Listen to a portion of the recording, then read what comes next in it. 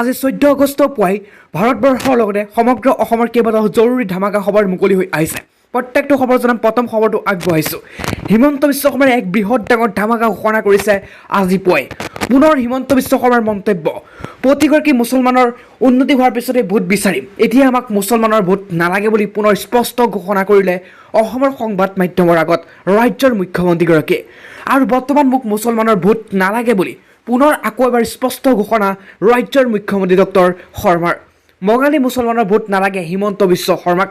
আগন্তুক 10 বছৰলৈ বঙালী মুছলমানৰ ভোট নালাগে বুলি পুনৰবাৰ ৰাষ্ট্ৰীয় সংবাদ মাধ্যমৰ পিছত এইবাৰ ৰাজ্যৰ সংবাদ মাধ্যমৰ আগত এই কথা স্পষ্ট অৱগত কৰিছে। কিন্তু আগন্তুক 10 বছৰ এই অঞ্চলবিলাকৰ আমি উন্নয়ন কৰিম বুলি কৈছে মুখ্যমন্ত্ৰীয়ে।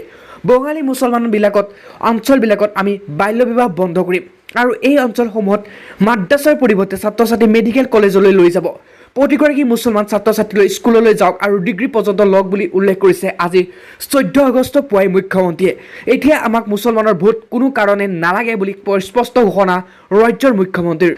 পাছৰ খবৰ এইবাৰ আন এটা ডাঙৰ খবৰ। এইবাৰ প্ৰধানমন্ত্ৰী নৰেন্দ্ৰ মোদী আৰু ৰাহুল গান্ধীৰ মাজত ব্যাপক যুদ্ধ।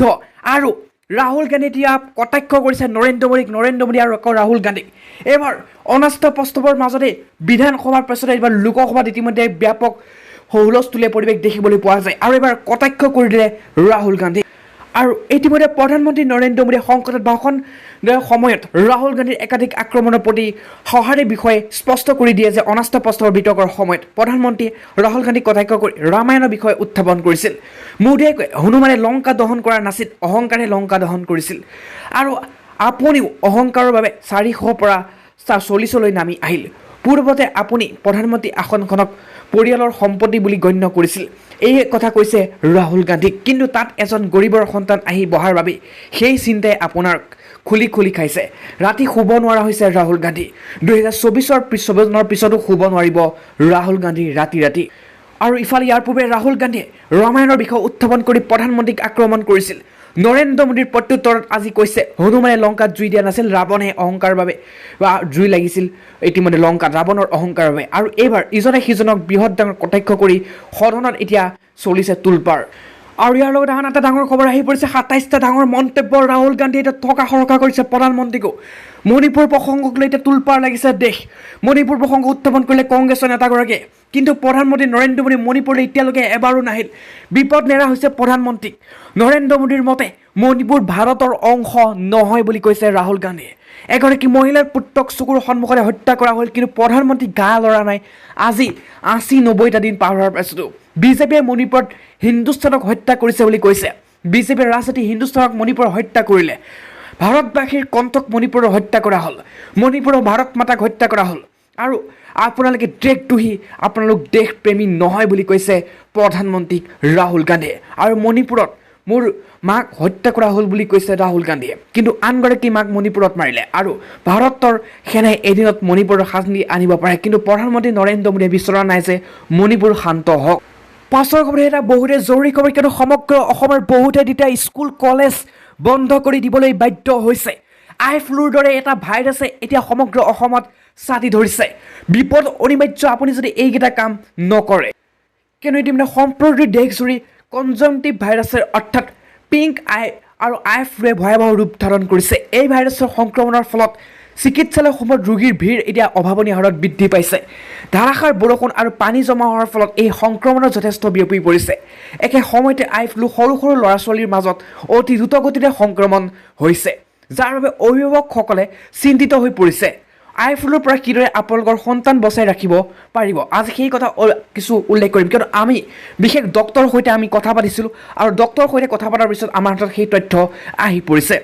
কিন্তু এতিয়া সমগ্ৰ অসমতে বহু ঠাইত বিদ্যালয় বন্ধ কৰিবলগীয়া হৈছে। ৰাজ্যৰ 50%তকৈও অধিক লোকৰ এতিয়া চকুৰ অসুখ আই ফ্লু হোৱা দেখিবলৈ পোৱা গৈছে। ব্যক্তিগত ভাগ বতৰাক লৈ ভাগ কৰিবলৈ নিদিব। শিশুসকলক যাতে তেওঁলোকৰ কোনো ব্যক্তিগত সামগ্ৰী কাৰো সৈতে ভাগ বতৰা নকৰে।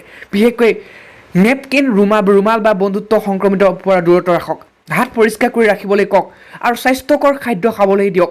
আৰু খেলিবলৈ বাহিৰত ওলাবলৈ নিদিব আপোনাৰ শিশুটি আপোনাৰ খেলিবলৈ বাহিৰলৈ ওলাই যাব নিদিব চকু দুটা স্পৰ্শ কৰিবলৈ বেছিকৈ নিদিব আৰু ক'ৰবাৰ পৰা যদি আহে হাত পাত ধুৱাই চাবোনেৰে তাৰপিছতে চকু চুব দিব কিয়নো এটা মাৰাত্মক ভাইৰাছ এই যি কনজাংটিভ ভাইৰাছ এই ভাইৰাছে আপোনাৰ সন্তান বা আপোনাৰো চকুৰ দৃষ্টিশক্তি হেৰুৱাই পেলাব পাৰে যদি এটা ভুলৰ বাবে সেইবাবে সতৰ্ক হওক আৰু আপোনালোকে এই কাম নকৰিব এতিয়াৰ পৰা পাছৰ সময়ত এটা বহুতেই ভয়াৱহ খবৰ এতিয়া অসম আৰু ভাৰত এৰি পলাইছে হাজাৰ হাজাৰ মুছলমানে আমি ভাৰতত সুৰক্ষিত নহয় আমি ভাৰত এৰি যাবলৈ মন ভয়ানক ঘটনাৰ সন্মুখীন এটা বিগ ব্ৰেকিং ভাৰতত সুৰক্ষিত নহয় এতিয়া মুছলমান ভাৰত এৰি যাব এতিয়া মুছলমানসকলে আমি ভাৰতত সুৰক্ষিত নহয় ভাৰত এৰি যাবলৈ মন এটা big breaking Jaipur Mumbai express হোৱা গুলীচালনাত নিহত হোৱা পৰিয়ালে এই মন্তব্য প্ৰকাশ কৰিছে গুলীচালনাত প্ৰাণ যোৱা কাদৰ ভানপুৰৰ পুত্ৰৰ এই মন্তব্য কি যিহেতু ইতিমধ্যে মুছলমান সম্প্ৰদায়ৰ লোকক ইতিমধ্যে এফালৰ পৰা গুলীয়াই হত্যা কৰা হয়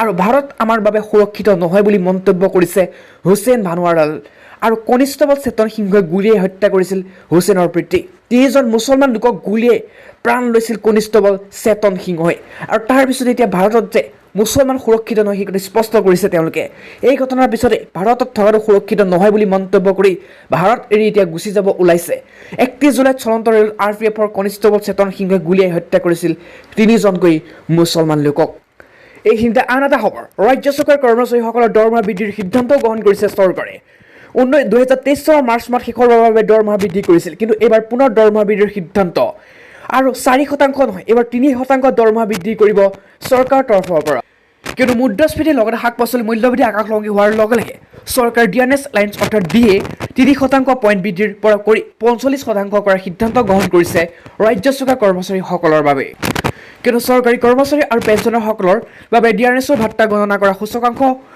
ইতিমধ্যে পত্ৰত ঔদ্যোগিক কাম আৰু ভিত্তিত এই সিদ্ধান্ত গ্ৰহণ কৰিছে গৃহ মন্ত্ৰালয়ৰ তৰফৰ পৰা শেহতীয়া খবৰ অনুসৰি ইণ্ডিয়া ৰিয়েল এমেন আৰু ফেডাৰেশ্যনৰ পৰা এক তথ্য খবৰ আহি পৰা অনুসৰি 2023 চনৰ জুন মাহৰ CPI 31 জুলাইত 2023 তাৰিখে মুকলি কৰা হৈছিল এই খবৰ ডিয়াৰনেছৰ ভাত্তা 4% বৃদ্ধিৰ দাবী জনোৱা হৈছে আৰু যদি ডিয়াৰনেছৰ ভাত্তা পুনৰ 3% বৃদ্ধি বেছি হয় তেন্তে সেইফালৰ পৰা চৰকাৰী কৰ্মচাৰীসকলৰ দিয়ে 3% পইণ্ট বৃদ্ধি পাই 45%লৈ কৰাৰ সম্ভাৱনা আছে পাছতো খবৰ এইবাৰ ৰাজ্য চৰকাৰৰ মুখ্যমন্ত্ৰী ডক্টৰ হিমন্ত বিশ্ব শৰ্মাই কেইবাটাও ধাৰাবাহিক ঘোষণা কৰিছে সকলোকে দিব হাজাৰ হাজাৰ টকা বেংক একাউণ্টত মহিলাসকলৰ পৰা আৰম্ভ কৰি কেইবাটাও 13টাতকৈ অধিক বৃহৎ ডেঙৰ ঘোষণা মুখ্যমন্ত্ৰী আৰু এই মুহূৰ্তত হিমন্ত বিশ্ব শৰ্মাৰ কেবিনেটে এক ডাঙৰ সিদ্ধান্ত গ্ৰহণ কৰিছে 13টাতকৈ অধিক বৃহৎ ডেঙৰ সিদ্ধান্ত গ্ৰহণ কৰিছে অসম চৰকাৰৰ কেবিনেটে আৰু লাখ লাখ আশা কৰ্মীয়ে 2 লাখ টকাকৈ লাভ কৰিব বুলি ঘোষণা কৰিছে প্ৰথমটো ঘোষণা অসম চৰকাৰৰ মুখ্যমন্ত্ৰী আৰু ছুপাৰভাইজাৰসকলে 3 লাখ টকাকৈ লাভ কৰিব ৰাজ্য চৰকাৰৰ তৰফৰ পৰা ন্যূনতম 10 বছৰ কাম কৰিব লাগিব এতিয়াৰ পৰা আৰু 6 জনগোষ্ঠীলৈ ভাল খবৰ হিমন্ত চৰকাৰৰ কেবিনেটৰ 6 জনগোষ্ঠীৰ বাবে 131খন IT আসন সংৰক্ষণৰ সিদ্ধান্ত ব্যৱস্থা কৰিছে আৰু টাই আহোম মৰাণ মটক চুতীয়া কোচ ৰাজবংশী বাবে হ'ব সংৰক্ষণ আৰু এই কথা উল্লেখ কৰিছে যোৰহাট গুৱাহাটীৰ মাজত নতুনকৈ বিমান চলাৰ কথা ঘোষণা অসম চৰকাৰৰ কেবিনেটৰ তৰফৰ পৰা হাতত লৈছে সিদ্ধান্ত আৰু অসম পৰ্যটন সুবিধাৰ্থে নতুন সেৱা মুকলিৰ সিদ্ধান্ত ৰাজ্যত অনুষ্ঠিত হ'ব খেল মহাৰণ আৰু ৰাজ্যত এই খেল মহাৰণে 1 নৱেম্বৰৰ পৰা জানুৱাৰীৰ ভিতৰত অনুষ্ঠিত কৰাৰ সিদ্ধান্ত গ্ৰহণ কৰিছে আৰু তাৰ লগতে গাঁৱৰ যুৱকসকলৰ প্ৰতিভাৰ প্ৰতি লক্ষ্য ৰাখি হিমন্ত চৰকাৰৰ কেবিনেটে এই সিদ্ধান্ত গ্ৰহণ কৰিছে আৰু দিল্লীত ইটোৰ পিছত সিটো ধামাকা সিদ্ধান্ত আৰু ইয়াৰ লগতে মহিলাসকলক 10,000 পৰা 35,000 টকালৈকে বেংক একাউণ্টত সোমোৱাই দিয়াৰ কথা ঘোষণা